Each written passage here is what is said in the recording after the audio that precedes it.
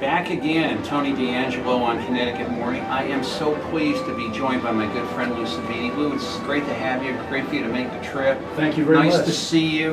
We're going to have a good time today talking about old movies. Now, Lou and I, outside of some ostensibly common ethnic makeup, we have something in common with movies. I've mentioned on this show before, my dad was in the movie business. He ran movies. So it was kind of a large part. And I wasn't really, how could I put it? I was never if I was a historian of any sort, I was a historian by accident, because it was like how well you ate and how well you had what was in the house was somehow determined by something happening in entertainment. So you became sort of interested in that. But what I find particularly curious and particularly interesting is how you became fascinated with films and old movies and the actors of days gone by.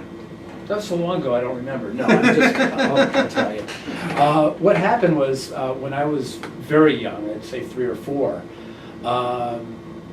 my mother took my sister and I to the movies. And I remember what movie it was. It was Abbott and Costello's last movie called Dance With Me, Henry.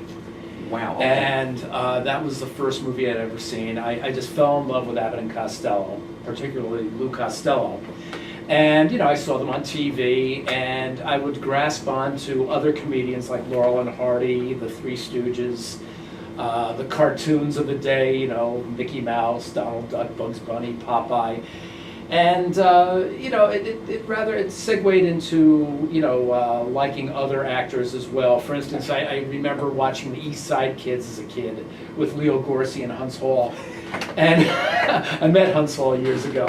And anyhow, one time I was flipping the channels, and I saw I thought they were the East Side Kids, but they were the Dead End Kids, pretty much the same kids, with James Cagney in Angels with Dirty Faces. And I thought, wow, this guy Cagney is pretty good. And so then it just grew and grew and grew, and that's how it would grow. I mean, I saw Bogart in that film, and I started liking Humphrey Bogart. I wanted to see more of Humphrey Bogart. And it just grew from there. You know, it's interesting. I can't tell you where I've heard the tale, but I've heard it on more than one occasion. Mm-hmm. There was that Catholic church in Beverly Hills that was known as Our Lady of something. It was called Our Lady of the Cadillacs, because all of the movie people were there. And the people taking the collection were Lou Costello and Leo Gorcey. Yeah. And they had a bet when, after they had collected, they would go back and count the money. And I don't know if it was a case of who had more money in whose basket or whatever, but whoever it was, they had to double it, and they did. And it just goes to show you, I mean, it shows you the heart of these guys. It goes to show you the time it was and how they were just, you know, they really were people with just a genuine heart and a gratitude for, you know, the fact that, you know, if not for the movie industry, I'd be in the docks in New York doing something or other. You know, I had heard that, speaking of Leo Gorcey, he was a lecturer in church. I mean, can you imagine with that accent? You know, today we're going to... Today our word for months. He's nice. You know. Slip Mahoney, yeah. The Gospel according to. Yeah. Exactly. So, anyway. It's really something, you know, and the...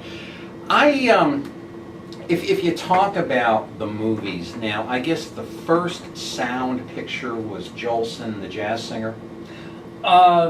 Commercially speaking, yes. Yeah. I mean, there were a lot of shorts made. I mean, sound was being experimented with, since the beginning of film. Yeah. And you know, there were some successful endeavors there. So, but yeah, I mean, the Jazz Singer came out in October of 1927 through Warner Brothers. It was Vitaphone, which was a sound on disc where they would synchronize a record to the movie. Okay. And that same year, or the year before, Fox came out with something called Movie Tone, which was sound on film. Mm-hmm. Oh, that's what Movie Tone is. Yes. I did not know that. That's sound on film. You see Movie Tone news. Yes, yeah. And last year, my wife and I met a fellow named Ron Hutchinson, who's in charge of the Vitaphone project. And he is restoring all the old Vitaphone films that had Vitaphone scores. They're searching for these discs. And they've been quite successful. They found quite a few of them. So now we can see these movies with their original soundtracks. A lot of them had, in the early days, a lot of them had just musical score and sound effects.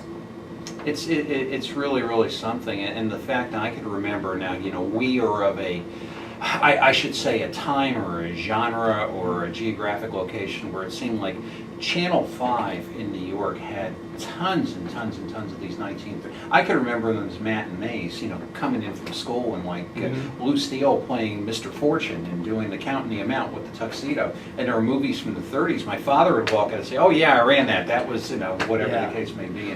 Well, five basically had the old Warner Brothers films. And WCBS Channel 2, the New York portion of it, they had all the MGM stuff. Ah, okay. But a lot of these movies didn't make it to American homes till the mid to late 50s. I mean, prior to that, and I remember this, being a kid who, lived during the 1950s, I remember just seeing B-westerns on television, silent movies, independents, foreign films. But it was around 1956, 57 that the major studios started selling their product to the TV stations. And it's interesting because I know it's something we could discuss with Don Walls later. My understanding, which I'm sure you will correct me, is that I believe it was 1960 when an actor acting in a film had a right to a residual on a replay.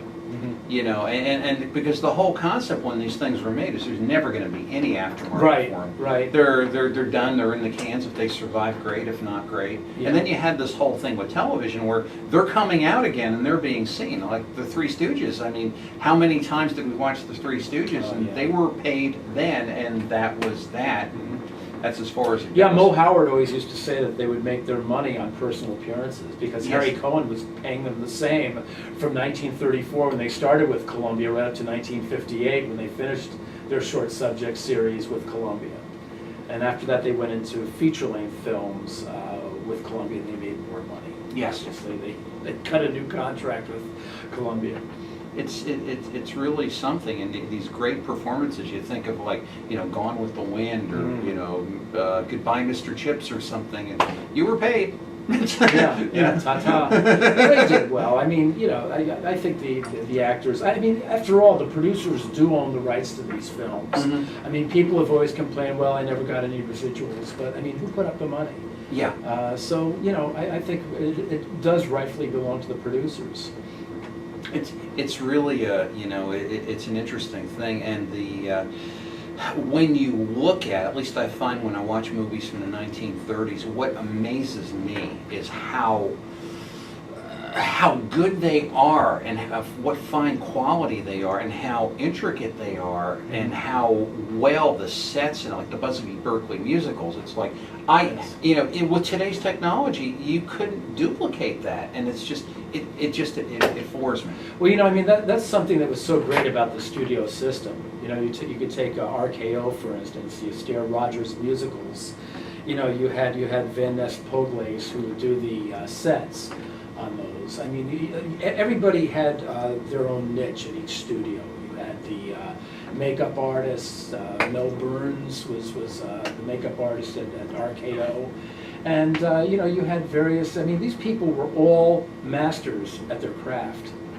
It's just, and it was an entire industry that was made on the Dream Factory. Yeah. It's just. Really I mean, they were run like factories. They really were. I mean, budget was everything. Whereas nowadays they just spend so much. I mean, I don't know if you've ever been on a movie set, but I have, and it's just incredible how much is wasted on a film set these days.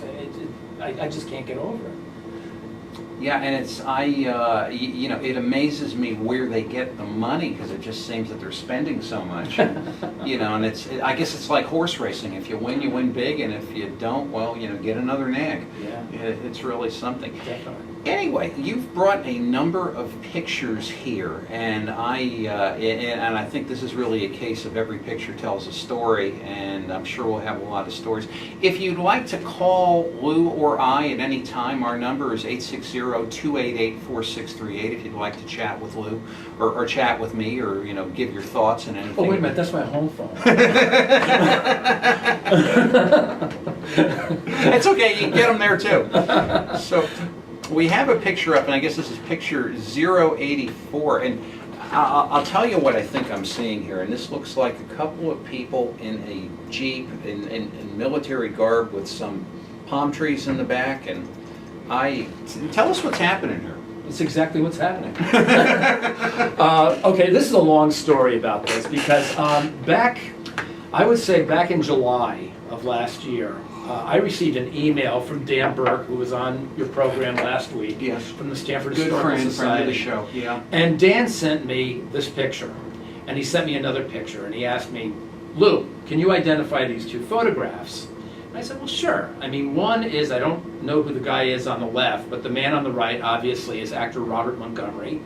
And the other picture... Yeah, for the kids in the audience, that would be Elizabeth Montgomery's father. Yeah, actually for the baby boomers. Yeah, well, yeah. Elizabeth Montgomery from Bewitched. That's how my father would refer to her. Oh, that's Yes. Robert Montgomery's daughter. Yeah. And he asked me, he said, Lou, can you identify this picture? And I said, sure, it's from the movie They Were Expendable, which was a 1945 war film directed by John Ford, starred Robert Montgomery, John Wayne, Donna Reed.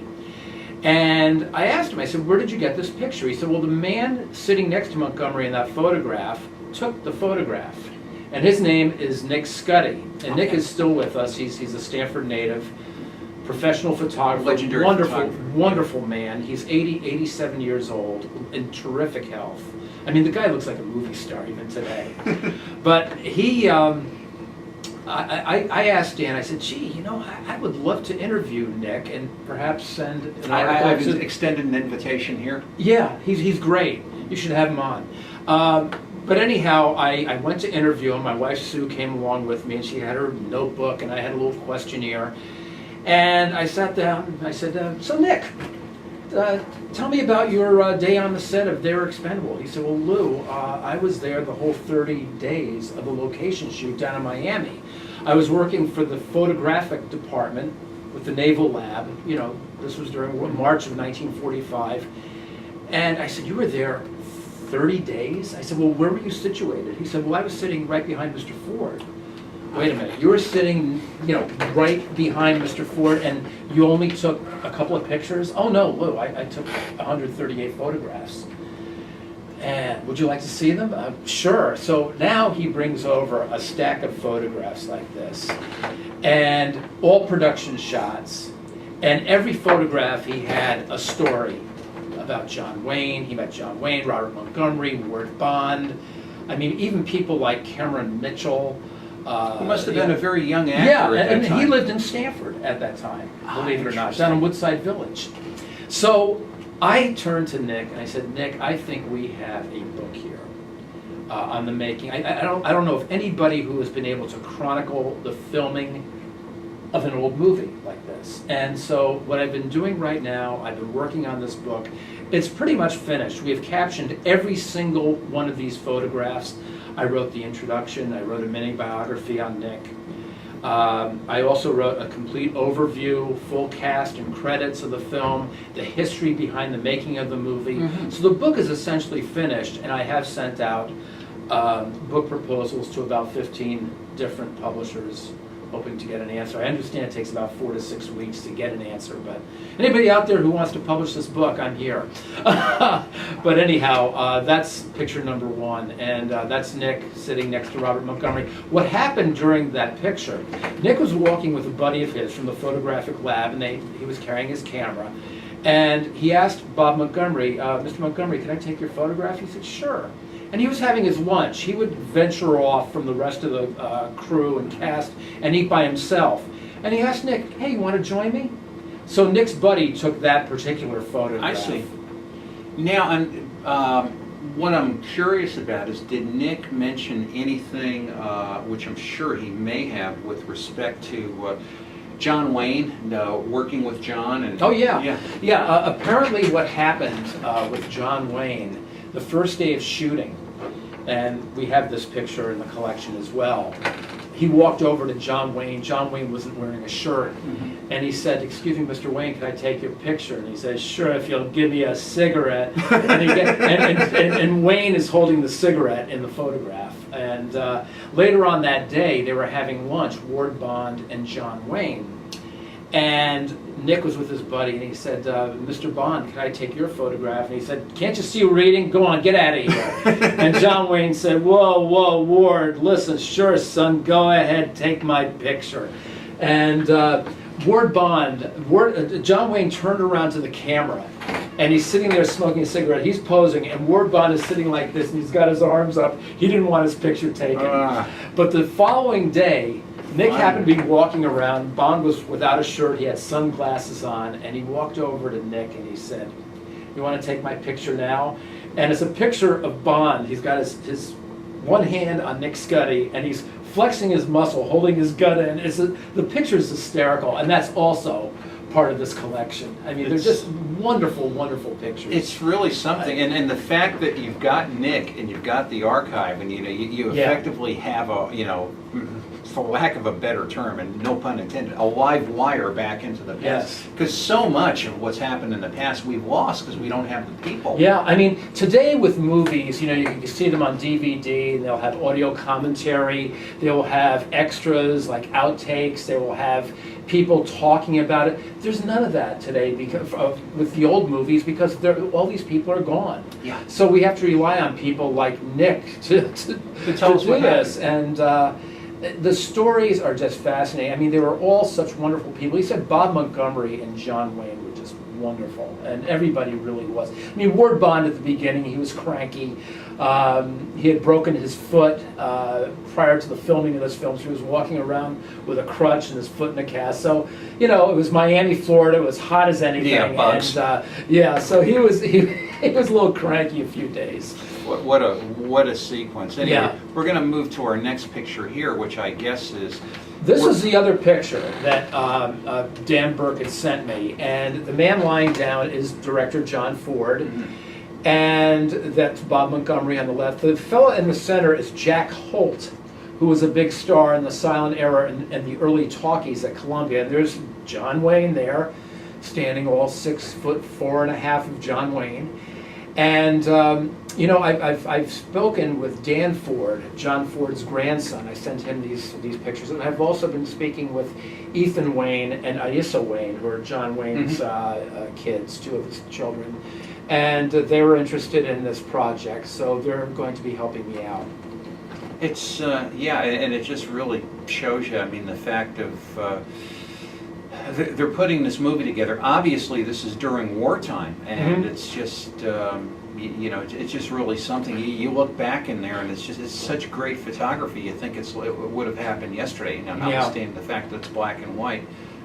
Moving to, and let's see, this would be number 113. Yes, I had to put this. I mean, this is just a photograph of Bob Montgomery and John Wayne. There's a photograph that was taken right before this. You can see that Montgomery is he's got binoculars, and he was looking, in the picture previous to this, he's looking through the binoculars the wrong way, and John Wayne is looking through them, and they're laughing like crazy. So Nick had said to both of them, "Can I get a serious picture of you?" And the two of them are trying to be serious, and they just burst out laughing after this picture was taken. So there was a lot of fun on the set. Obviously, since it was a John Ford production with Wayne and all these guys, a lot of drinking after the movie was, after they would wrap for the day, probably even during the movie, there was a lot of drinking, but they had a lot of fun, and Ethan Wayne even told me, he said they were a fun bunch of guys, according to my dad. Now, if I recall, we had a discussion about, you've had some discussions with the John Ford people as well. Yes. And April Lane, who runs the website directed by John Ford, she's been speaking with me. Also, a guy who I just met, about a month and a half ago, I received an email from Melanie Weiler, who's the daughter of legendary director William Wyler. Yes. She's a friend of mine. She comes over to our home occasionally for movies. And she said, Lou, aren't you working on a book about John Ford? I said, yeah. She said, well, you know, there's a fellow who's going to be appearing at the Westport Library named Bill Levy. He just wrote a book about John Ford's stock company called Lest We Forget. And she said, I think it would be a good idea if you went there to introduce yourself. And I did, and Bill and I have been, I mean, we've been speaking every day since then. He's turned into one of my best friends in just a month and a half. And he wrote another book, an excellent book, called John Ford, a Biobibliography. And that was published by Greenbrier Press from Westport, Connecticut. It's still available on not eBay, Amazon. I'm sure you can get it. Yes. Yeah, I've been speaking with a lot of people. Well, you know, wish you every success in this project. Thank you. Really, it's really something. And I think as we move along here to the right, now this would be 370. We're kind of switching gears here a little bit. Who are these guys? Yeah, exactly. All right. So you're going to have to introduce them to some of our types in the audience. Let me see if I could tell you. Okay. Well, the two guys on the right are probably my first loves of my life before I discovered women. The two guys on the right, the one closer to the center is legendary comedian Stan Laurel and his partner Oliver Hardy, and this is from their 1940 release, A Chump at Oxford, which is one of their best films produced by Hal Roach Studios. And the other people are, let's see, I see there's Gerald Rogers, Charlie Hall. The fellow fourth from the left is a very young Peter Cushing of horror movie fame, in one of his first films. I believe this was his second movie. Now this Had to is... put the cheaters on. Yeah, no, that's perfectly okay. I myself have been cheating for a number of years. The fact of well, Laurel and Hardy, and I know we're coming up on a hard break very soon, but what I'd like to do is come back and talk a little bit about Laurel and Hardy. Absolutely. How they formed, how their partnership formed, how they themselves might have felt about each other, and the fact of their short subjects, and later they made some feature films, and what became of them, because they're almost, to me, they're almost like a lost art in comedy. I mean, we hear a lot about the Stooges, even to this day, but we don't hear nearly as much about Laurel and Hardy. So I think it'll be an education for me and for our audience, legendary comedy team. So with that, we'll be jumping out for a break. It's Tony DeAngelo and Lou Sabini here on Connecticut Morning on our June 11th edition. Back to talk about Laurel and Hardy and a whole bunch of other stuff after that. See you right after this.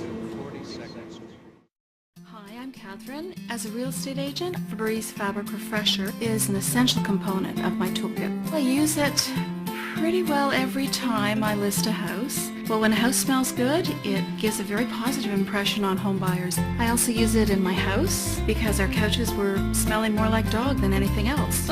It removes the odors of sports, teenagers, or cooking.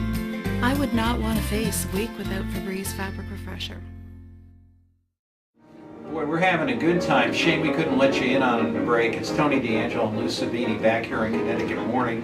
And we're going to talk a little bit about Laurel and Hardy. And Laurel and Hardy, from what I can see, is probably your favorite comedy team. Tell us about these guys. I mean, those of us that are of a certain age, we've seen the shorts, we've seen...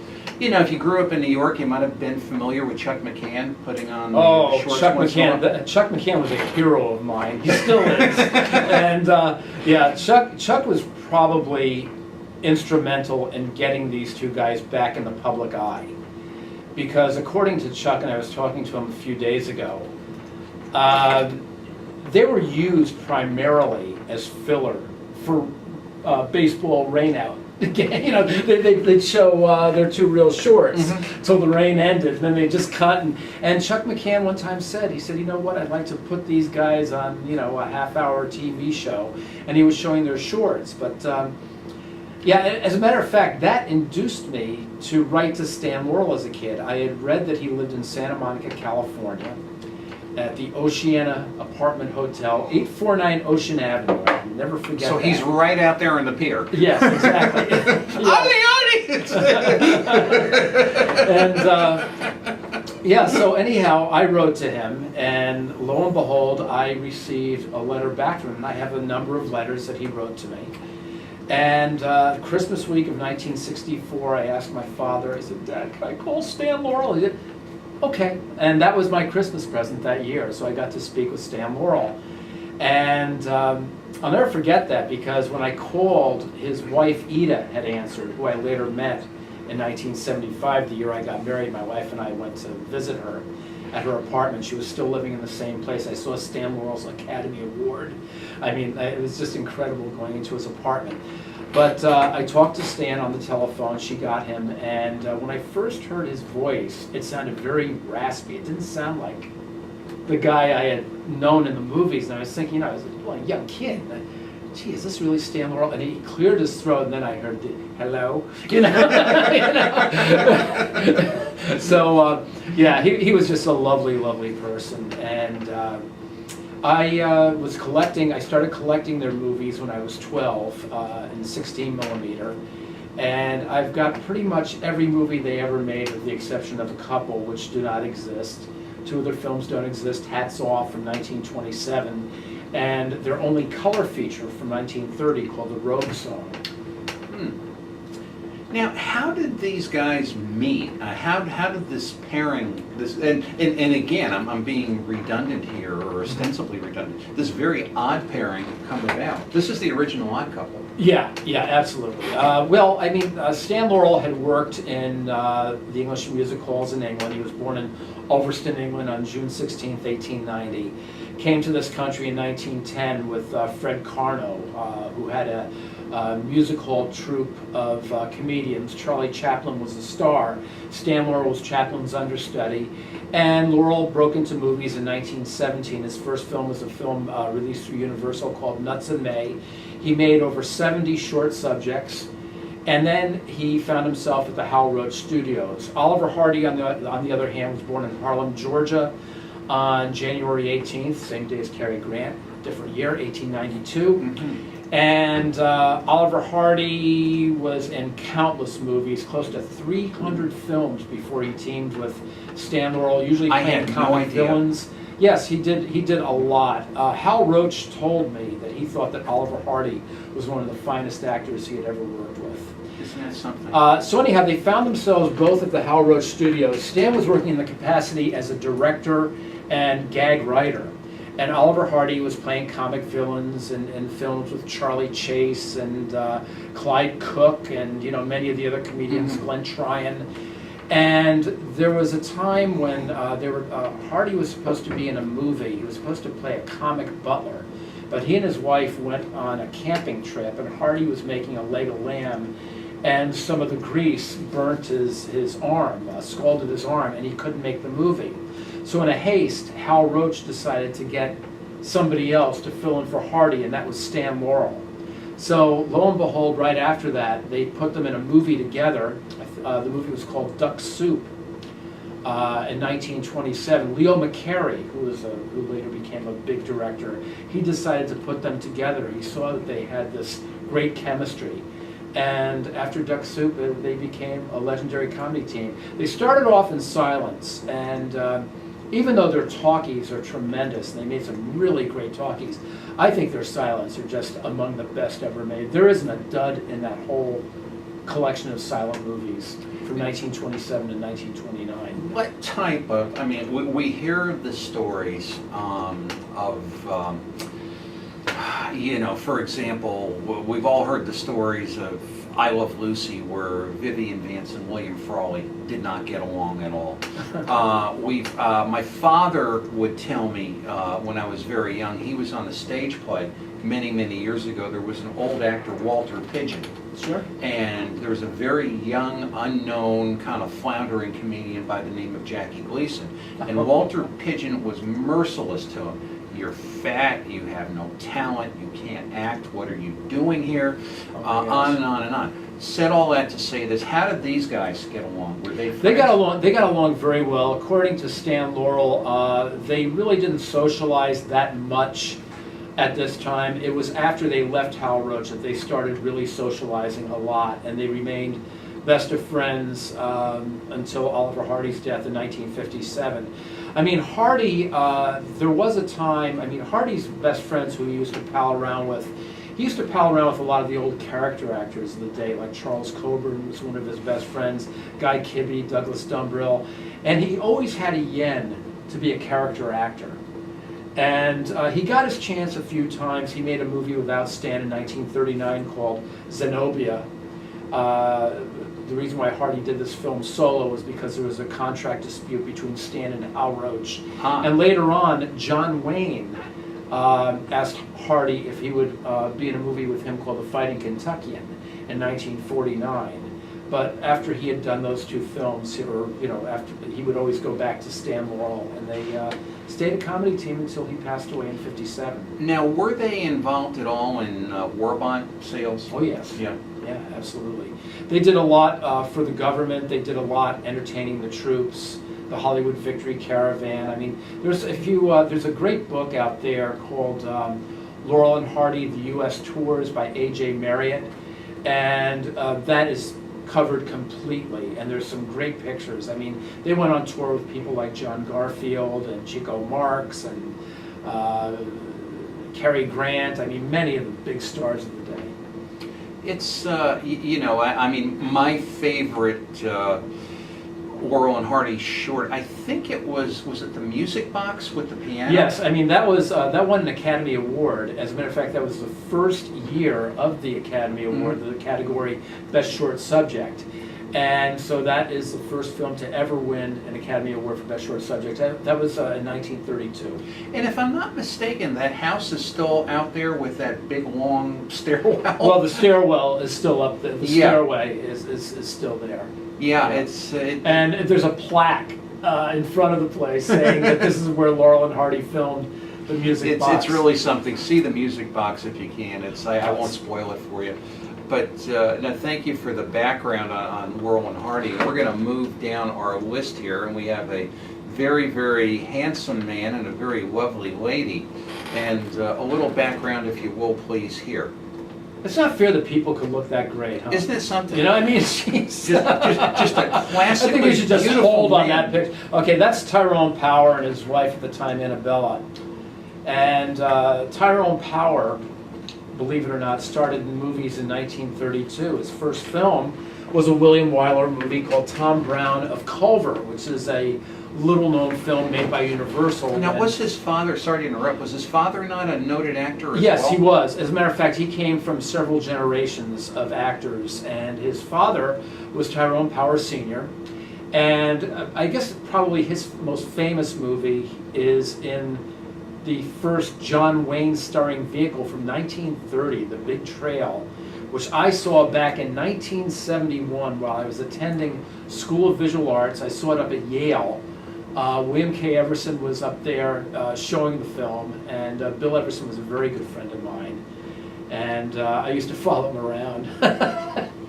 Interesting. And but Tyrone Power, he was really, to 20th Century Fox, he was what Clark Gable was to Metro-Goldwyn-Mayer. He really is your quote-unquote matinee idol. Mm-hmm. You know? Oh yeah. His first starring vehicle was in 1936. It was Lloyds of London, directed by Henry King. Then he went on to make some really big blockbusters for Fox, like In Old Chicago, Alexander's Ragtime Band, The Rains Came, Jesse James, he played the title role. He even attempted a gangster film because the gangster genre was thriving at that time. At Warner Brothers, and he did a film called Johnny Apollo in 1940. But in my opinion, Tyrone Power really matured as an actor after the war. Now, he had served in the war, if I'm not Yes, mistaken. that's right? correct. Now, did he serve for the United States or Britain, or I'm just trying? Oh no, he was an American. He was an American, actor, yeah. for the U.S. And his first film back was, I believe, The Razor's Edge from 1946, and then he did one of my particular favorite film noirs, Nightmare Alley, in which he's just brilliant. Yeah. And his last movie was in 1957, the year before he died. It was Billy Wilder's Witness for the Prosecution, with Charles Lawton, Marlena Dietrich, Elsa Lanchester. Marvelous film. Did he do any television, or was he of the type that said, at least back then, I am a movie actor? Because I imagine, at least from what I understand, that television was kind of thought of as small screen, small time. I could be wrong. I don't think so, Tony, but I could be wrong on that. It's really just a... Yeah, don't ask me any more questions about TV. I'm just kidding. No, I watched a lot of television, believe me. Yeah, just a lovely couple, isn't it? Yeah. Really, really something. And I mean, if you've watched, he was just a fine actor. Yeah, he really was. He really was. So we'll move down and then we're going to move to a very Betty young, Davis. very fresh-faced, very classically beautiful Betty Davis. Yes. I mean, where do you begin with Betty Davis? I mean, how did she get involved in films? I mean, Well, I mean, she worked on the stage. I mean, she did a few screen tests, and nobody really liked her looks. And they did some touch-ups, some major makeup work on her, and I mean, she's just a marvelous actress, Betty Davis. She lived in Westport, Connecticut. I don't know if you knew that. I did not. I have a wonderful story about her. Please if you tell will it. allow me. Certainly. Years ago, I guess this was around 1975. I used to play softball with various leagues in Stanford. Didn't we all? We'd meet at Cummings Beach, and there was a guy who I graduated from high school with. His name was Mark McAuliffe. Nice, wonderful guy. And we're playing, and Mark, he used to do tile work. And one day he came over to me, we were practicing, and he said, "Lou, did you ever hear of an old movie actress named Betty Davis?" And I'm like, "What?" And I looked at him, "Are you kidding, Mark?" And he said, No, I mean, did you ever hear of her? I said, "Well, yeah, I mean, she's a huge star. And why?" And he said, "Well, I'm going to be doing her bathroom. I'm going to be tiling her bathroom next week, or this week." So, so the following week, I see him again at baseball practice, and I walked up to him, I said, "Mark, how'd you do with Betty Davis?" He said, "Well, I got a funny story to tell you." He said, "I rang her doorbell, and her, I guess her secretary answered the door, and he just pointed upstairs. He said, 'Okay, the master bedroom's up here, take a right, and you could start, tearing down the old tile.'" So he's up there tearing the tile, and all of a sudden he hears a woman's voice downstairs yelling, Mark, would you like a cup of coffee?" And he said, "Yeah." "Well, how do you take it?" "Cream and sugar." "All right." So he's tearing the tile down. 10 minutes later, the woman comes up, is downstairs at the bottom of the stairs. "Mark, your coffee's ready." And Mark yelled, "Yeah, well, bring it up." She said, "You come down here and get your coffee. I'll be in the kitchen." So he walks down the stairs, and there's this old lady smoking a cigarette with a bathrobe on. And there's a water wall and a table, two-seater, and he's sitting opposite her, and they're having their coffee, and he looked at her and he said, "So, you work for Betty Davis?" And she goes, "Mark, I am Miss Davis." So I just always thought that was hysterical, but that was Mark's introduction to Betty Davis. And if you chronicle her career, I mean, I guess she started in the early 30s. 1931. Yeah, one of her first movies was for Universal, Waterloo Bridge. She had a very small part. This is the 31 version directed by James Whale, who directed movies like Frankenstein, The Invisible Man, Bride of Frankenstein. He didn't only do horror, by the way. But yeah, she worked for Universal. Then she got a contract with, it was a small part, she got a contract with Warner Brothers. And then her career blossomed from there, making movies like Jezebel, now Voyager, Dark Victory. I mean, so many great classics. Now, as far as like the, whatever you want to call it, the arc or the pinnacle of her career, did she... Or as Leo Gorski would say, the pineapple of her career. The pineapple of her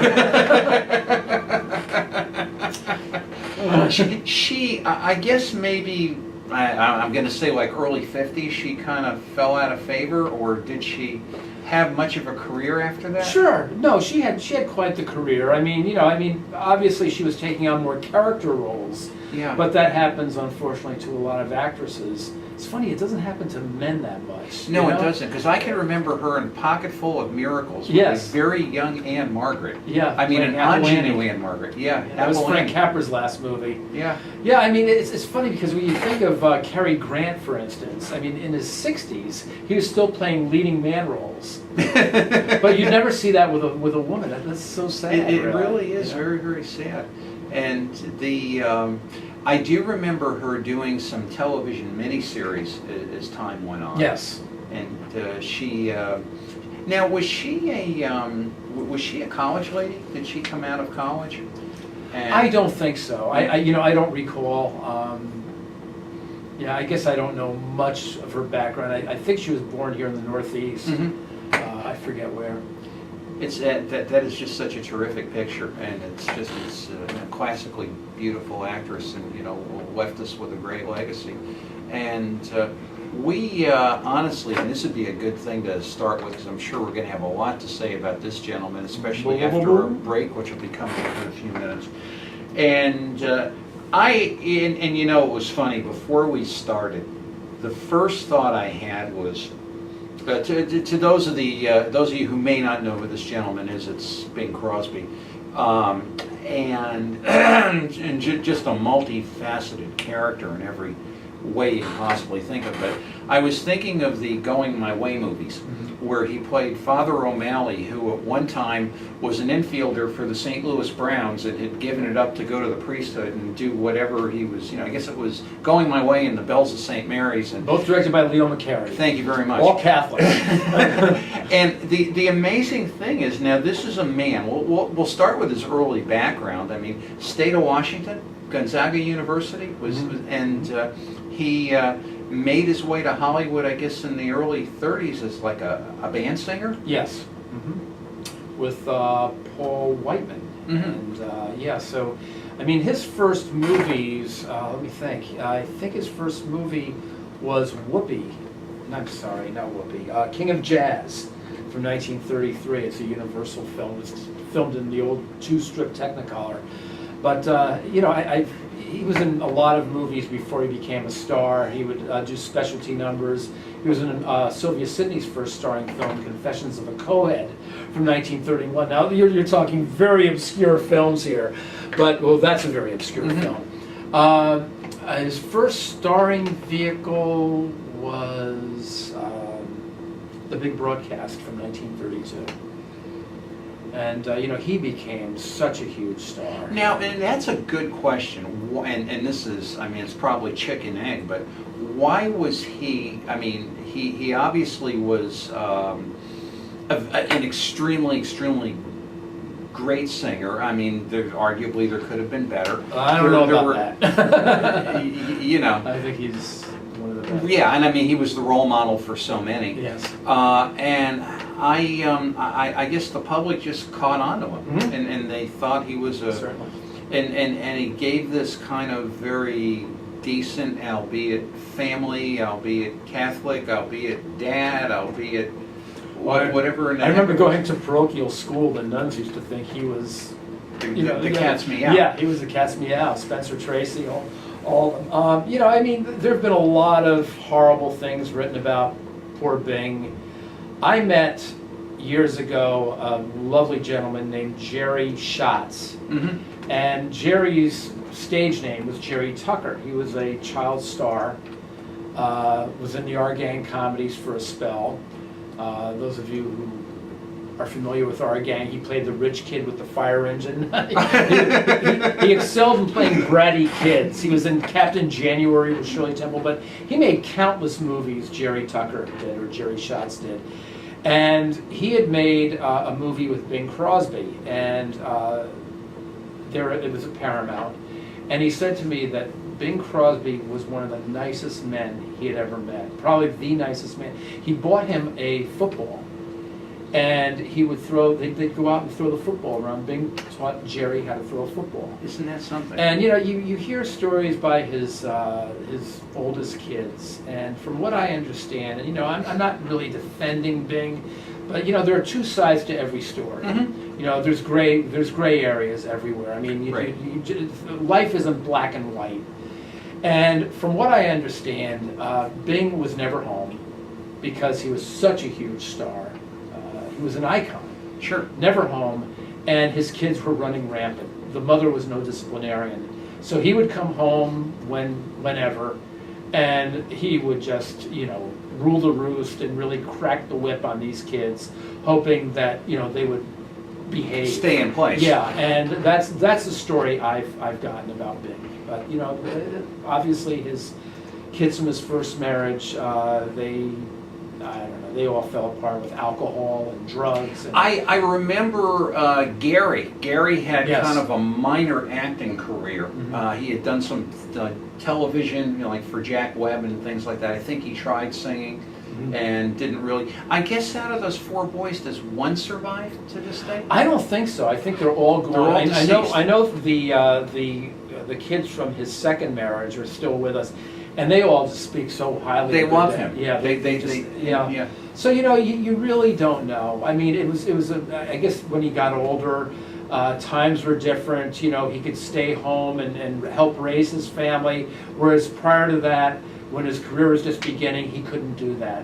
Personal appearances, publicity. You know, I mean, And in the 70s, he was doing all those Minute Maid commercials. Yeah. You know, he was, and you know, we all know how tough it is to be a parent.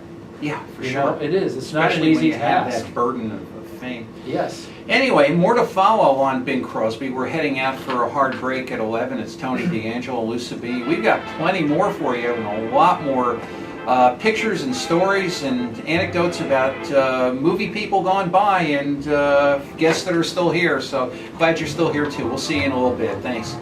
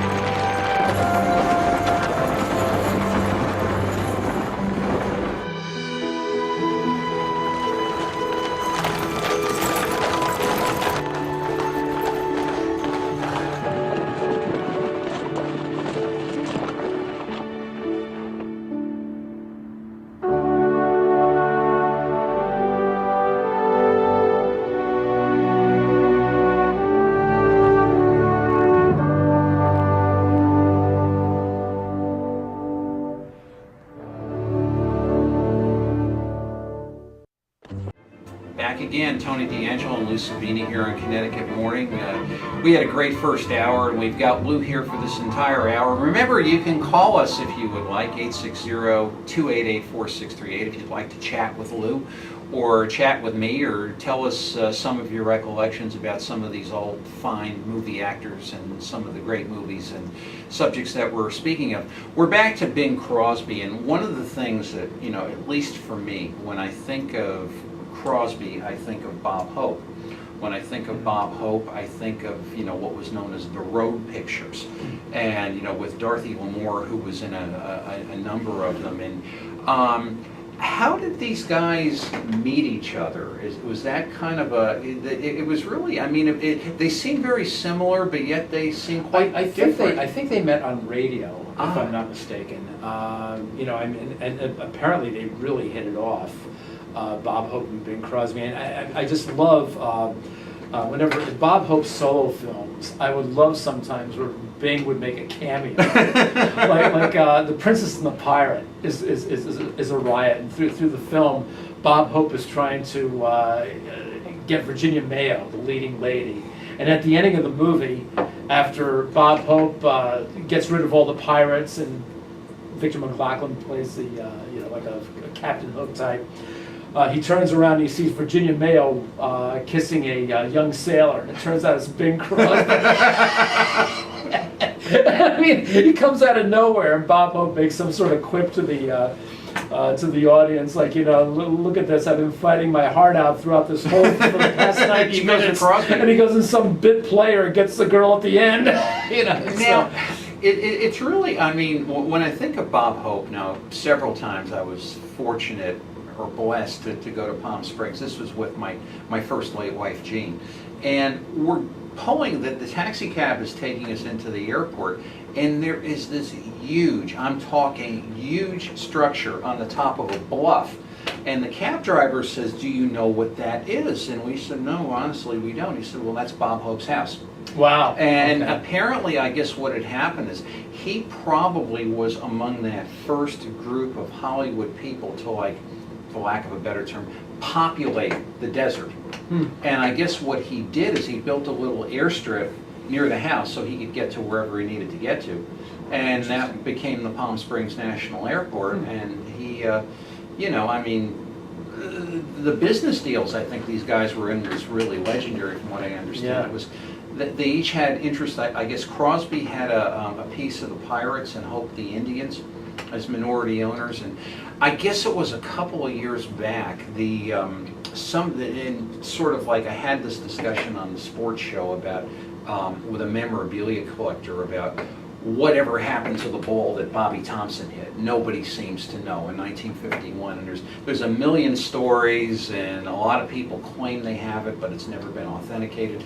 But for years and years and years and years, there was never, ever, ever a, shall we say, a record of the 1960 World Series Game 7 as it was broadcast. I thought you were going to that. Okay. And somehow, somewhere, they found something, and how it all came about. It was like in Crosby's basement. Yeah, but Crosby had the whole film filmed, of the whole game filmed. Yes. Because he was going to miss the game, and he wanted to see it.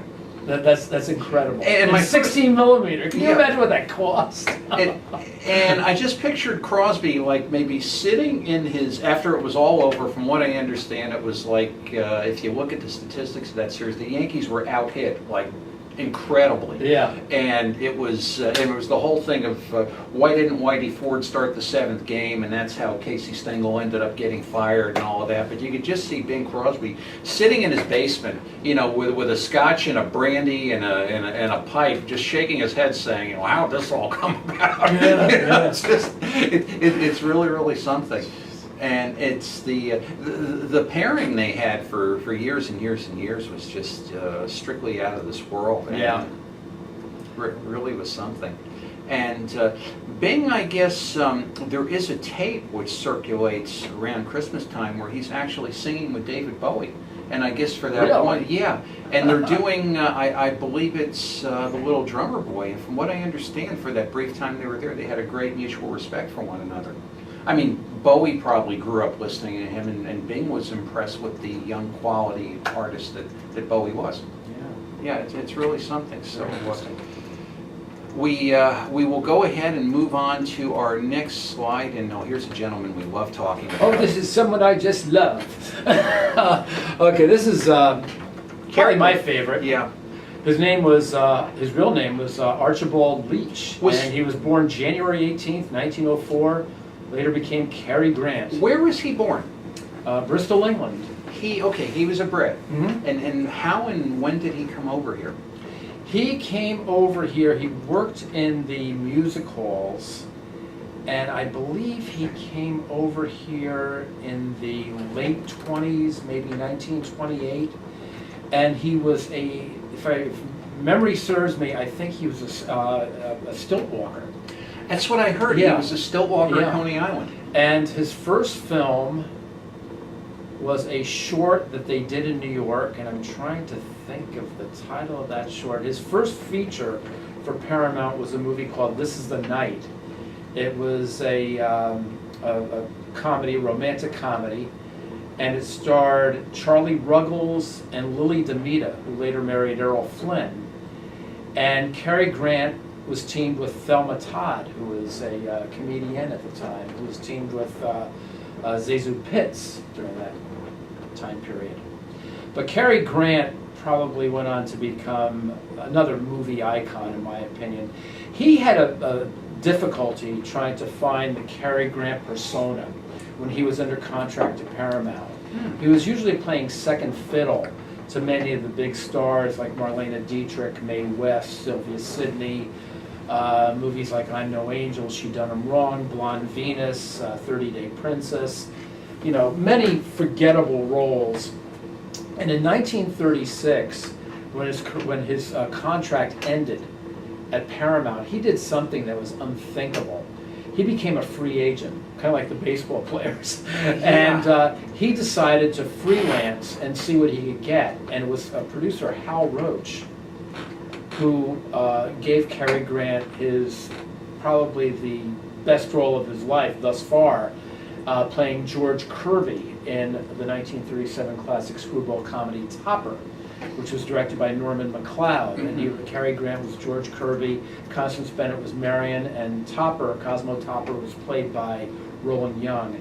Cary Grant, when we saw him in person years ago, he did say that Topper was the movie where he really found his niche.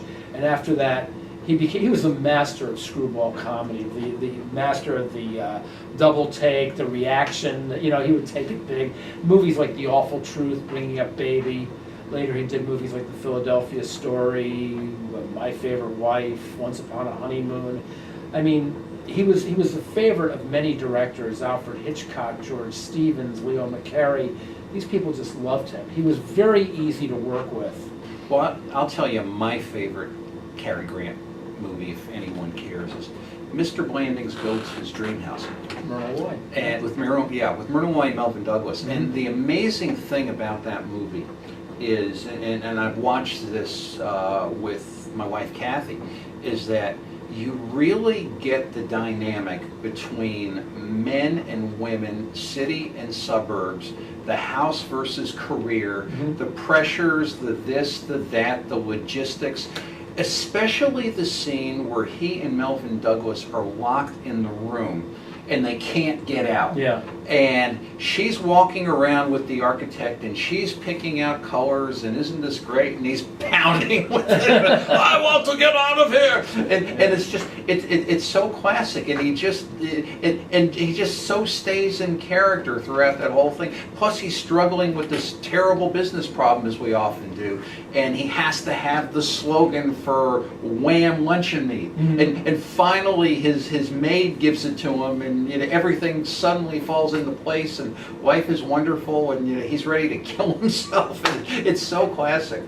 And my favorite Cary Grant movie is 1959's North by Northwest, directed by Alfred Hitchcock. Isn't that a beauty? And it's just a great movie. I remember the first time I ever saw that film was in 1975. My wife Sue brought home a 16mm print of it from the library, and she said, "Want to see a Hitchcock movie tonight?" And I just thought, what a great film. And then, I had to see every Cary Grant movie, every Alfred Hitchcock movie. So, you were asking me before, how did this grow? Well, that's how my love for movies grew. I would just see somebody, or a director who I would see a movie I was impressed with, and bingo, I want to see everything that they made. But Hitchcock once said about Cary Grant that by the time they were doing North by Northwest, he was the only actor who could make suggestions to Hitchcock.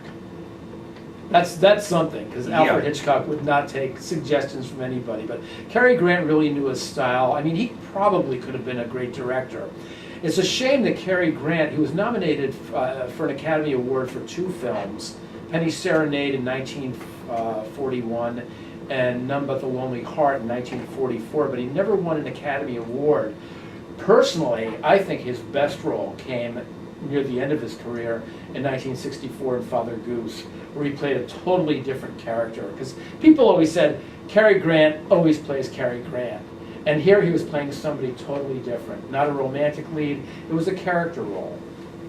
And, one of the things, I know we're coming up on a hard break, which we'll take, but I'd like to discuss just several of the Cary Grant recollections I've had through the years, which others have told me about. That really, it just makes him, and others which I have seen, which really makes him just a fascinating guy. And there's just such a facet to this man, or many facets to this man. It's unbelievable. Anyway, we'll be back in a little bit. Tony DeAngelo and Lou Sabini coming back, talking about Cary Grant and a whole lot more. See you right after the break. 8, 7, 6, 5, 4, 3, 2, green light.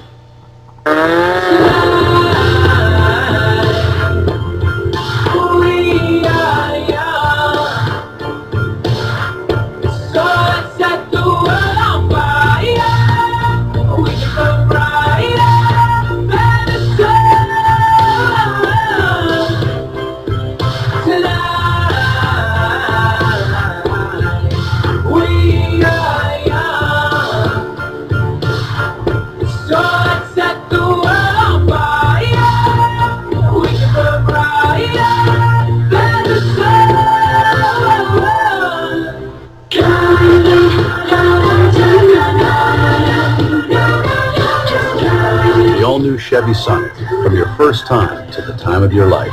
Chevy runs deep.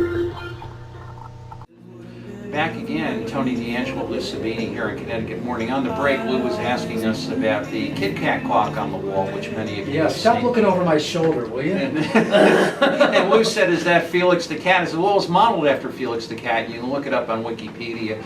The fellow that modeled it was wanted to have a symbol of hope during the Depression and made these clocks, which we've seen. If you've seen the Back to the Future movies, you've seen that clock. And that one hung in our kitchen for a number of years. That's actually one from the 1980s hanging up now, but I've got an older one back in the house, and you know, it's just kind of a reminder just to always try to keep a smile on your face, and no matter what you're facing, better days are ahead. And it's been an inspiration to me through the years, so it stays on the set. Be that as it may, back to Cary Grant. One of the things, at least when I think of Cary Grant, I saw him in the movies, you know, as you did. I saw him in the Hitchcock movies. I saw him earlier, but I can remember, and this ties into actually two stories, watching the Dodger games in the early Oh, he's a huge 70s. Dodgers fan. And Dodger Stadium used to have that little drop behind home plate. It was like the VIP seating, you know, back in the pre-luxury box days. And the VIPs could come, and they could sit, and they had a perfect field lane view of everything taking place. It's that same area today where they have the graphics and the ads that they're running in the back. And you would see this very, how could I put it, this very stately elderly gent, shock of gray hair, black glasses, assiduously studying every pitch, and this lovely young blonde lady next to him kind of throwing the hair, his then wife Diane Candace, paying her no mind. He is so focused on this game. Oh, yeah. And you know, Vin Scully or Joe Garagiola would say is, man, he must really like baseball. It's like they couldn't, he was just really, and you know, it ties into something else. On the sports show in Willimantic, last year we had Tommy John as a guest. He's a great guest. He'll talk to you about anything, and he talks about. He's the guy who performs Tommy John surgery on all those baseball players. Believe it or not, yeah, he was actually the first subject. But he was walking to his car after a game that he had pitched, and he hears in back of him, "Tommy, oh Tommy."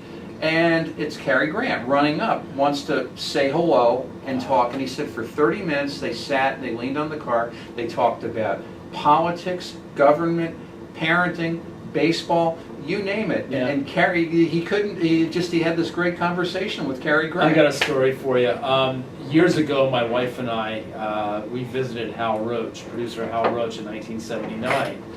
And a friend of mine, Dick Band, was there, and Dick has, you know, written, you know, countless articles about Hal Roach and the people who worked for Roach. He's Hal Roach's biographer. And Dick told me a great story. He said one day he was with Mr. Roach, and Roach said, Dick, you want to go out to lunch? And he said, sure, Mr. Roach, where are we going? He said, we're going to go to Cary Grant's house. He said, wow. Yeah, I'd love to. So they're driving in the car. And while they're driving, Roach turned to Dick and he said, and if you talk movies to Cary Grant, you're leaving. You better not talk movies. So, okay. So he promised Hal Roach, and you know, Dick's like me, loves to talk movies.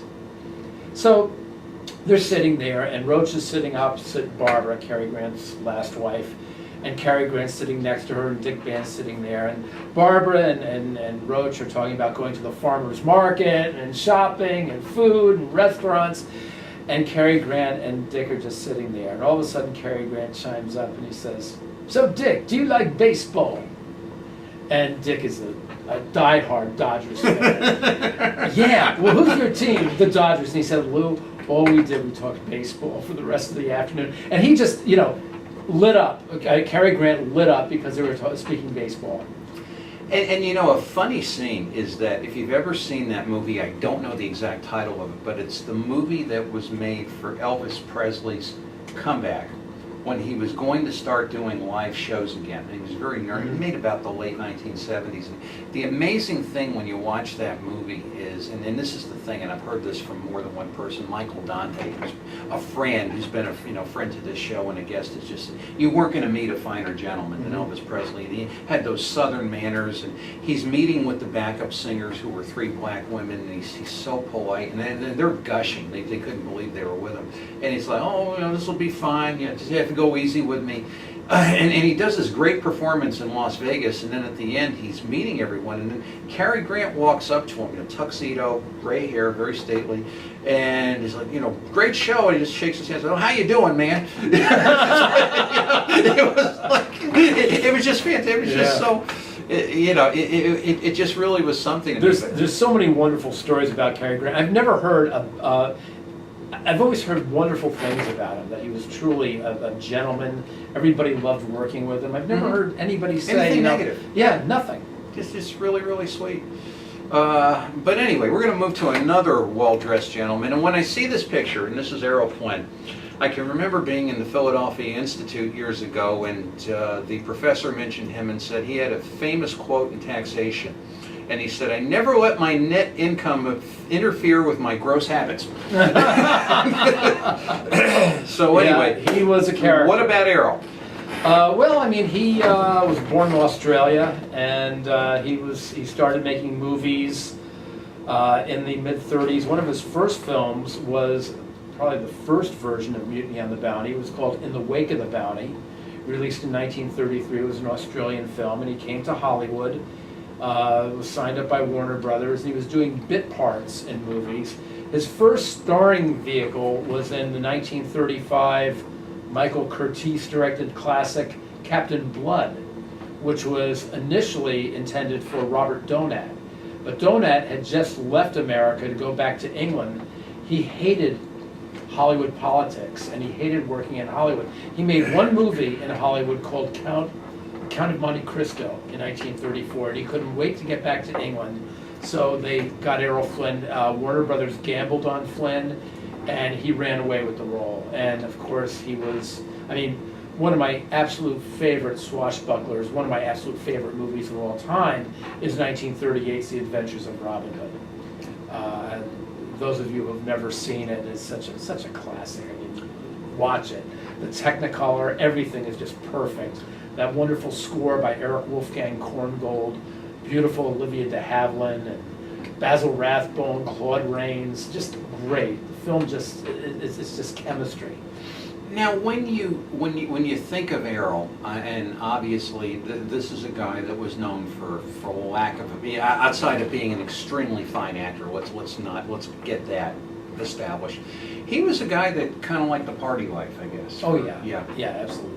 Now, did his partying and his, as he put it, his gross habits ever interfere with his work? I don't think it really interfered with his work, but I think near the end of his career, producers didn't want to use him any longer because they were worried about his health. He did have heart problems stemming back to the late 30s. I know when he did Gentleman Jim in 1942, there was a concern about the excessive exercise, but he did almost all of his own boxing in that film, and he's quite good. He was quite athletic. Apparently when he died in 1959, he was only 50 years old. I heard that he had, the coroner said that he had the body of a 75-year-old man. That, he really abused himself with booze. As a matter of fact, I had an uncle, my mother's oldest brother, who lived out in California for a spell, and he became friends with Errol Flynn, and they would go drinking. And my uncle was the same way. He died at the age of 55. He had a massive heart attack, and my uncle was married a number of times like Errol Flynn, so they used to pal around together. He and Errol and Bill Frawley and Peter Lorre. That must have been apparent. And I often think when Billy Martin was managing the Yankees and they would accuse Billy of kind of a wild lifestyle, and Billy would always try to convince people improperly, because that was not the case, that he didn't. He would always make the comment, "I'm no Errol Flynn." Yeah. Well, that's a start. But anyway, did Errol do any television? Yes. He did? Yes. That's interesting. Yeah. I've seen him in a few things on television, on variety shows. I think he was on the Jack Benny show, if I'm not mistaken. Might have been on Abbott and Costello at one point too, I think. Colgate Comedy he was Hour. on the Colgate Yes, Comedy Hour. yes. As a matter of fact, I have seen that. But I think he was on a few TV series a few times. I don't remember. TV, I guess, is not my forte, although I must confess I watched a lot of it when I was a kid. But you were watching movies? Yes. I understand. So, a remembrance of Errol Flynn, a great actor. Now we're moving to another gentleman. Now this is a... Who is that? Yeah, this is a young fella whom a lot of us aren't really used to seeing as a young fella. No, that is Frank Sinatra, old Blue Eyes himself. Yeah, otherwise known as the Man. Yeah. Yeah, in the circles, and I thought I was known as that. well, you are today. Where do you begin with him? Now he was. Well, he was born in New Jersey in Yeah. 1915. Worked with. You read the stories. You know he's singing in the rustic cabin in Demorest, New Jersey, and he's getting into paternity fights, and he's all of a sudden an idol. And well, you tell me where you want to start. Well, I mean, he was my late father. Absolutely loved Frank Sinatra, and it must be hereditary because I love Sinatra. Our son Michael is a huge Frank Sinatra fan. Even when he was a little kid, he just loved listening to Frank Sinatra. I mean, he started with the big bands, and he later showed his prowess at being a great actor. 1953, he won an Academy Award as Best Supporting Actor for From Here to Eternity. You know, one of my favorite short subjects is a movie he did in 1944. I've seen it. It was about anti-Semitism. It was called The House I Live In. It won an Academy Award, Best Short Subject. And it's my wife's favorite short of all time. And years ago, I was asked to do a lecture on anti-Semitism in movies for the Stanford Jewish Historical Society. And I must have had 350 people show up for that. Wow. And the short is so great. And Sinatra, I mean, the song is an Academy Award-winning song. But anyhow, getting back to Frank Sinatra, I mean, he really did show his mettle as far as being an actor, as well as being one of the finest crooners out there, you know, like Bing Crosby. Well, you know, it's like our mutual friend Bob Lazari and I, we talk about him a lot. And you have, how could I put it? He starts out, you know, as a very young fellow with a flawless voice that over time begins to diminish. And it's really a life lesson as far as I'm concerned, because it was the kind of thing of, well, did he just walk away? No, he had some really terrible times, maybe albeit a couple of them, you know, at least somewhat self-created. And then he comes back and reinvents himself and builds an orchestra around, well, maybe not his most fantastic voice, but he's developed an experience and he's developed an ear with bands, and he's performing his finest work. And I kind of liken it to a pitcher that's maybe lost his fastball, or maybe he's lost they have to reinvent themselves. And he's I mean, picked Pedro up Martinez did that. Yeah. I mean, He's picked up 3 other pitches. You know, actors and actresses have had to do that. Most notably, let's take for instance Ginger Rogers. Ginger Rogers in the pre-code era played, you know, wisecracking worldly dames in many of her films. But then after the code was instituted, she had to reinvent herself. You couldn't be a naughty girl in movies anymore. So, you know, here she is now with Fred Astaire. Because in her first venture with Fred Astaire, Flying Down to Rio, she's still playing the wisecracking, world-wise. Now, you mention a word, and I don't want to stray from this. Pre-code code. I have a vague idea of what that is, but to our audience who probably does not know. Know what pre-code is? Yeah, and what actually well, I mean, happened? the code was pretty much the censorship office. The Hayes office, they used to call it back then. And that was Senator Hayes, I believe? Yeah, it was Will Hayes. He was the ex-postmaster general under the Harding administration. Okay. And what was happening, in 1921, 22, we had all these scandals in Hollywood. The famous Fatty Arbuckle scandal, drugs, booze, there was the Norman Desmond Taylor scandal. And so Hollywood had to clean up its act, not only behind the scenes, but in front of the camera as well. So they brought in Will Hayes to clean up Hollywood. And initially, the code was perceived as a joke. And no filmmakers were really paying attention. So movies were just getting racier and racier as time went on. I mean, the movies, they were much more violent. Movies had a big emphasis on sex.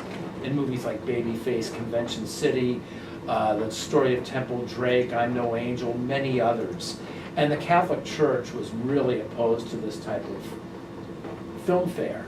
And movies were being banned, and the Catholic Church and civic groups, women's groups, were all telling Hollywood, look, if you don't do something about this, we're going to have the government intercede.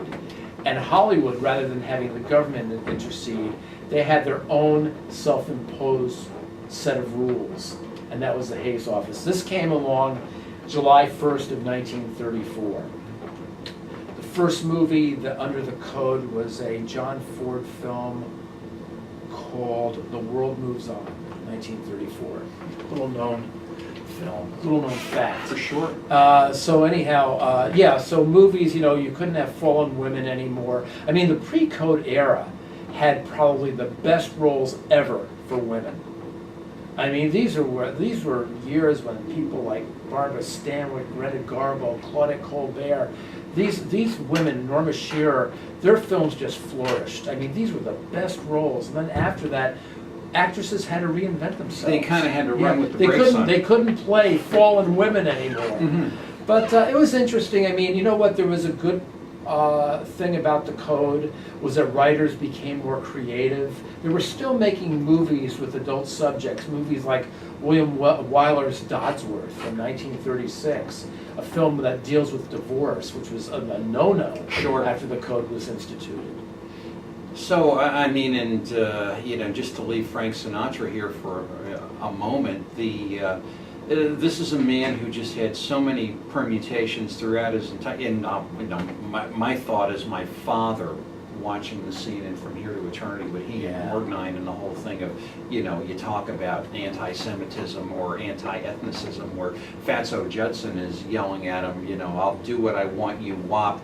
My father could not deal with the scene. He said, but they're both Italian. Why are they? Dad was like, no, but they're both Italian. They shouldn't be doing that. Well, did you ever hear the story about Ernest Borgnine? No, when when the film premiered in Manhattan, Borgnine, who was Italian descent, he went to Little Italy, and he's walking through the streets, and he stops at a fruit vendor, and some guy yells, "Look, there's the son of a gun who killed Frank Sinatra."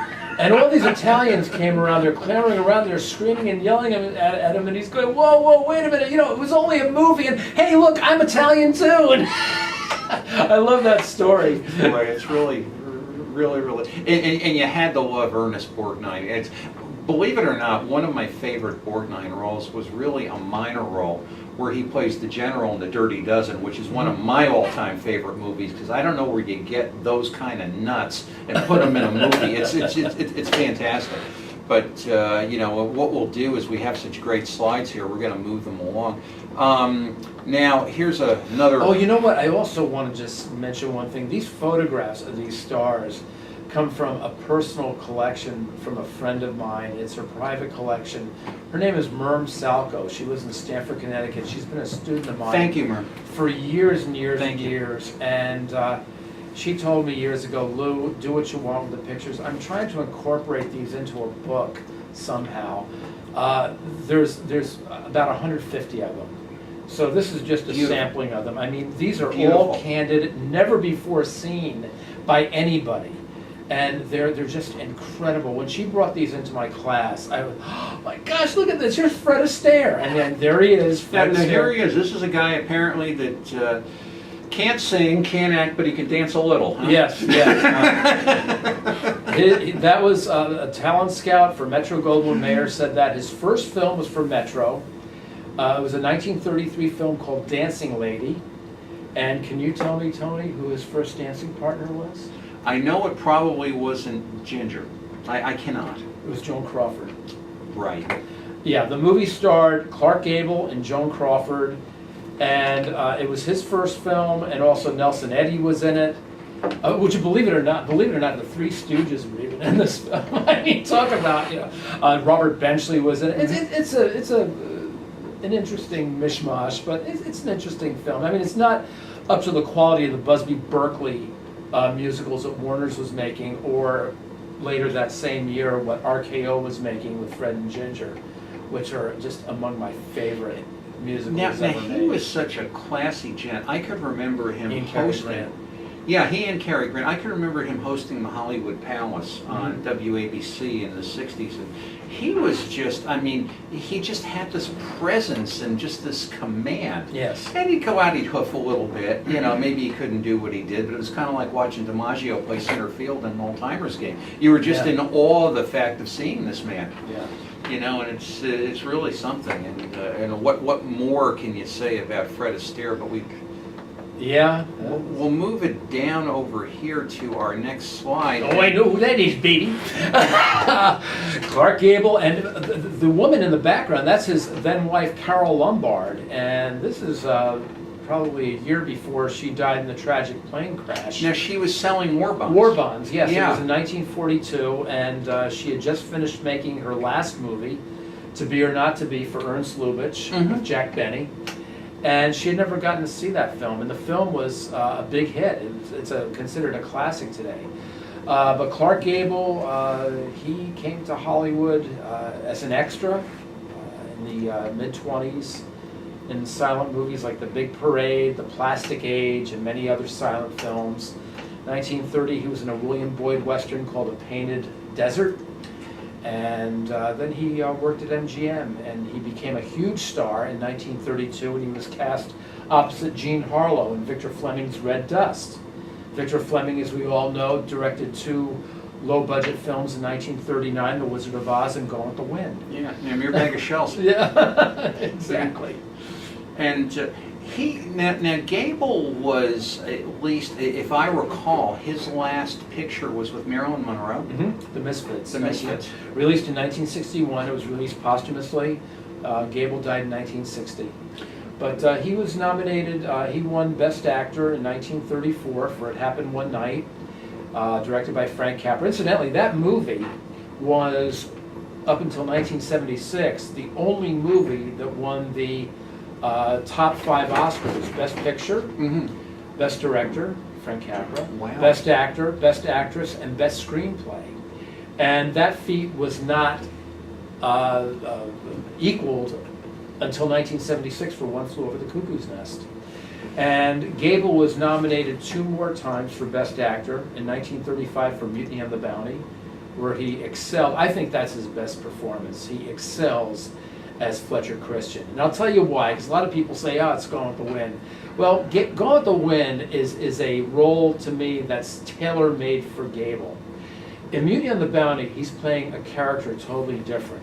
I mean, he dispenses of all his Gableisms, the crooked smile, the hello baby. And you can't do that in the 1700s. No, you can't. But he's so good in Mutiny on the Bounty, and it's such a great movie. You know, I remember in 1962 when the remake came out with Marlon Brando and Trevor Howard, and my dad was saying to me, oh, I remember the 1935 version. I was just a kid. I loved that movie. This one could never equal the 1935 version. He was right. Yeah. And from what I understand, that Carol Grant and Carol Lombard and Lucille Ball were friends. Yes. And Lucille Ball took her passing extremely hard. Yeah. From what I understand. Well, I mean, both have been working at RKO at the time. Carol Lombard, I have never heard anybody say anything bad about Carol Lombard. And I know other people who have interviewed directors, technicians, co-stars, grips. I mean, anybody who worked with Carol loved to work with her. Well, she seemed like such a good sport, like nothing sacred. I mean, they're beating her up, they're throwing her in water, and she's like, you know, she's just bouncing through this thing. Well, you know, she started with Max Sennett. She did 2 real shorts for Max Sennett back in the day. She starred with Sally Eilers and I'm trying to remember, but yeah, and she was one of the Max Sennett, well, not Max Sennett bathing beauties, but she one of the girls. Yeah. You know, a lot of people also think that the only color film Carole Lombard made was Nothing Sacred, and that's not true because she made a couple shorts for Sennett that were in color. Were partially filmed in 2-strip Technicolor. Isn't that something? Well, but I mean, she was, you know, the funny thing about Carole Lombard also, she was such a huge star when she found her niche in comedy. Her first comedy was 20th Century, made by Columbia, where she was cast opposite John Barrymore. Then she went on to make films like Love Before Breakfast, My Man Godfrey. But after, after My Man Godfrey, or Nothing Sacred, she wanted to see if she could be a regular drama, you know, serious actress. Yeah. And she was excellent. But what happened was audiences didn't want to see her as a dramatic actress. And I mean, she did movies like In Name Only, They Knew What They Wanted, you know, and many others. Mm-hmm. And it was in 1941 she decided, I'm going back to comedy. So her first comedy was Alfred Hitchcock's Mr. and Mrs. Smith. Yes, she had Alfred Hitchcock direct a screwball comedy. It did okay, but then her next film, To Be or Not to Be, was her swan song, unfortunately. And it's really, really something, and you know, what the legacy that could have been, but yet we so appreciate the legacy that was. We're going to head out now for a break. It's Tony DeAngelo here and Lou Sabini, and stay with us the rest of the way. Many, many, many more of these fine pictures and recollections to come right back after this.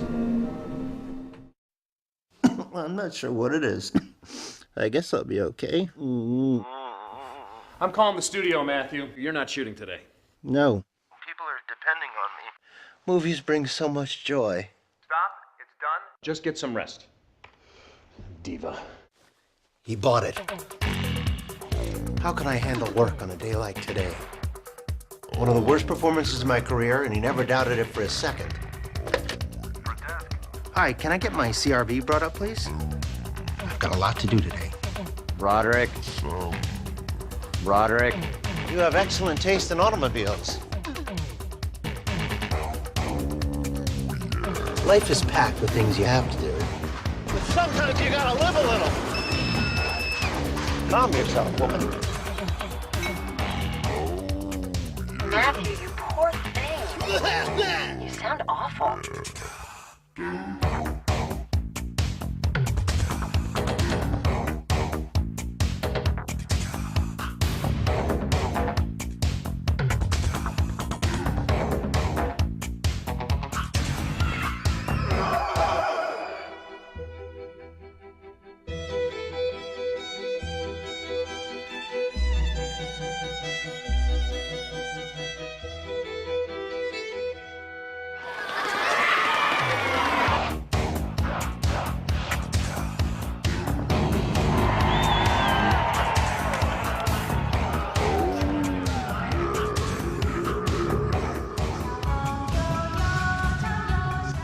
How could I resist? Look, I don't know what to tell you. He's sick. Actors get sick sometimes.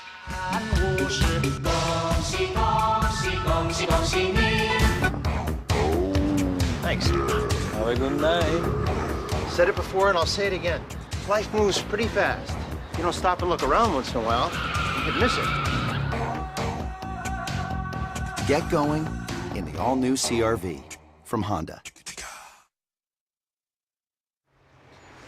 You're still here? Do you have anything better to do? Go on, get going. Go. Tony DeAngelo and Lou Sabini back here on Connecticut Morning, and we've got Memories of You at Benny Goodman, and we have a lot of memories of these fine actors and these fine performers. performances as we speak. We're going to go here to this gentleman who's dressed in a suit, and my first thought is, wow, that's number 4. That's Lou Gehrig. Well, I gotta say this, that's Gary Cooper, and yeah, he was one of the biggest stars of the. I mean, his career went from the late 1920s right up to 1960 when he passed away. Yeah, One of the true greats, two-time Academy Award winner for Sergeant York in 1941 and High Noon in 1952. And really the quintessential strong silent type. Did he ever do any comedies? Oh yeah. I mean, one of my favorites is one he did. It was produced by Ernst Lubitsch and directed by Frank Berzaghi. It was called Desire from 1936, opposite Marlene Dietrich. But yeah, he was very good at comedy. I mean, you remember him in movies like Mr. Deeds Goes to Town, where he has a serio-comic role in that. But I mean, he was our Mr. Deeds and John Doe. I mean, so many classic movies. And before we went on, we were talking about the Pride of the Yankees, which my late wife Jean she'd cry when she saw that, especially when Teresa Wright would be fingering the bracelet. Yeah. And that apparently, from what I understand, was Eleanor Gehrig's bracelet. Really? Yeah. I didn't know that. Yeah. I met Teresa Wright years ago. She lived in Darien, Connecticut, as you probably know. Yes. And she won an Academy Award in 1942, Best Supporting Actress for Mrs. Miniver. This next picture that you're going to show. Oh, there's a doll. This one's for a friend of mine, Marie, and you know who you are. And Hi, Marie. this is a picture of her godmother, Ginger Rogers. And Ginger, Virginia McMath was her real name. There she is holding her Academy Award for 1940s Kitty Foyle. And as you know, I forgot to mention, I'm a film collector. And I have Ginger's prints of Kitty Foyle and the Primrose Path. Wow. Yeah. And Ginger is, I mean, she was the good American girl. The all-American girl. The all-American girl. Ginger Rogers is my favorite actress. I mean, a lot of people, when I say that, they say, oh, geez, I mean, she was Fred Astaire's partner.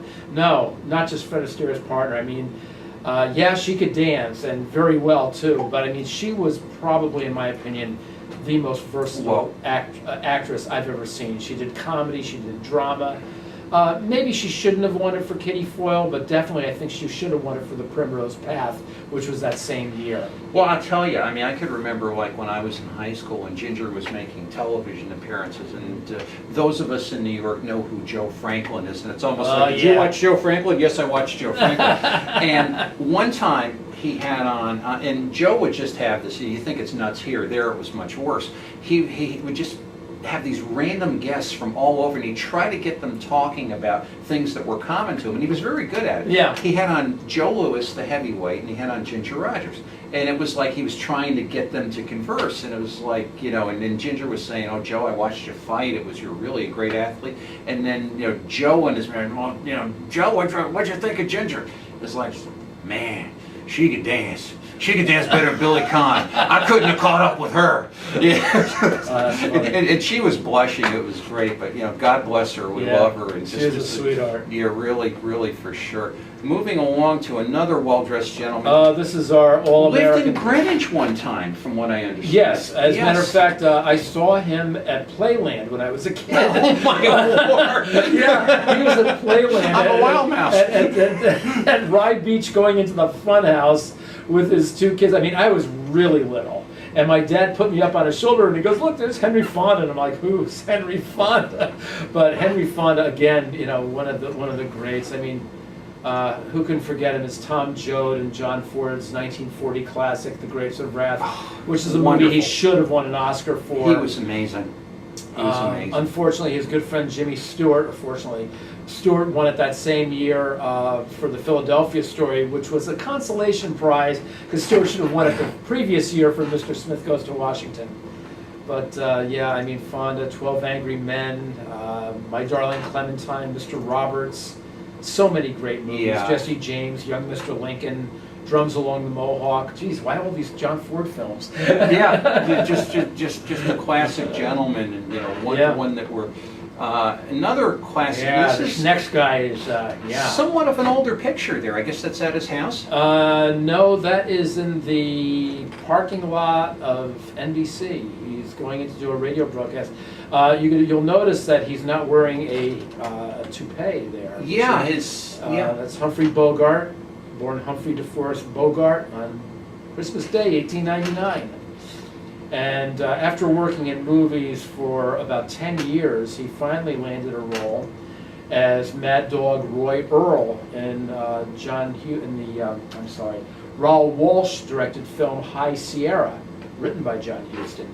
And later that year, he played Sam Spade in The Maltese Falcon, and of course, he became probably one of the biggest stars of the 20th century. Casablanca, The African Queen, The Treasure of the Sierra Madre, The Cane Mutiny, many I classics. love The Cane Mutiny because that whole characterization of Captain Queeg Yes. and the whole moral dilemma of when do you call a mutiny. It's fantastic, kids. You got to see Great it. movie. So we'll move along to our next person here. A My lovely wife back in Swedish lass. My wife back in 1973, when she saw Casablanca, said, "This woman has got to be the most beautiful woman I've ever seen in my life." Ingrid And Bergman. Ingrid Bergman in Casablanca is one. She's stunningly beautiful in that movie. She won an Academy Award in 1944 for Gaslight, which was a remake of a 1940 British film under the same title. She starred with Charles Boyer, and who could forget her in Casablanca? Many movies. Indiscreet, Notorious, many others. Just an absolute beauty. Men had to wear lifts when they were cast opposite her because she was 5'9" with stocking feet. Poor Bogart was 5'8.5". A very tall lady. I'm going to throw this one up here just to honor my dad. This, and I'm throwing you a curve here. This is a very young Joan Bennett. Now, of course, I thought that was Chico Marx. my father would always talk about Joan Bennett. She was beautiful. Yeah, just She lived in Larchmont. As a matter of fact, years ago, my friend Jack Roth wanted me to take. He wanted to take me to meet her, and I developed the flu, and I didn't get to. But I got a nice signed autograph of Joan, and she started in movies. I mean, her father was Richard Bennett. Mm-hmm. Her dad was an actor, and she had two sisters who were also actresses, Constance and Barbara. And her first movie was in 1929 opposite Ronald Colman. She was 18 years old when they filmed the movie. It was called Bulldog Drummond, which was Ronald Colman's first talkie. Wow. Ronald Colman was known as the voice. Shangri-La. Isn't that something? Yes. Yes, and Joan went on to become a film noir star for Fritz Lang in two of his best films, Scarlet Street, and I'm trying to think of the other one, The Woman in the Window. And, you know, sadly, as we accelerate, as we run out of time, you know, and what I do want to do is end up here talking about this particular gentleman here, John, and of course we're going to have you back because there's many more pictures to go through. John Garfield. Yeah, one of my favorites. Well, I mean, his real name is Julius Garfinkel. He started on the New York stage with the theater group. East Side Jewish boy. Yes. Yes. Yes, and wonderful actor. I mean, he's the first of the rebels. I mean, he paved the way for people like Montgomery Clift, James Dean, Marlon Brando, those guys. But in my opinion, he was the very best. His first film was in 1938. It was a Warner Brothers film, and he got a contract because of this film, Four Daughters, from 1938. And then he went on to make many movies for Warner Brothers, The Seawolf, Out of the Fog, Pride of the Marines. And then he went on to make his own films, his own production company, Body and Soul, which he was nominated for Best Actor. I'm for a that big film. Force of Evil fan, personally. Yes, yeah, that's a great film noir. You know, it's funny because people don't remember him as being a film noir star, but he's so good in movies like Force of Evil, and there was another one that he did with Maureen O'Hara, The Fallen Sparrow. Another great film noir. And died at a very young age. He was only 39, yeah. He was being investigated by the House of Un-American Activities Committee, HUAC, Suspected in 1950, of being a communist. I met one of his lawyers a few years ago, Eugene Klein. He worked for Garfield's lawyer, Louis Neisser. Worked for, yes. Yeah, yeah. So. It's really, and this is a guy, if you watch television in New York, I think like a lot of his movies played like on WNEW back Yes. then. And just, You're absolutely right. well, it's... Good recall there, Tony. Yeah, and do not ask me what last night's dinner was. I cannot tell you. Yeah, But what I can tell you is that we're going to be coming back soon. We'll hopefully reach Dawn Wells, and Lou and I will have the privilege of interviewing you. Remember our number, 860-CT, time 8. We'll see you right after this. Chuck Berry, roll over Beethoven. Don't roll over, come back. We'll see you right after this.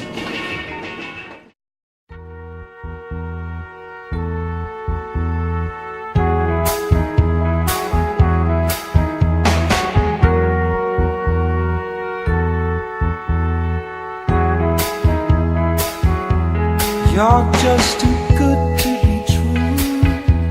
Can't take my eyes off of you. You'd be like heaven to touch. I wanna hold you so much. At long last, love has arrived. I thank God I'm alive. You're just too good to be true. Can't take my eyes off you. Part of the way that I stand, there's nothing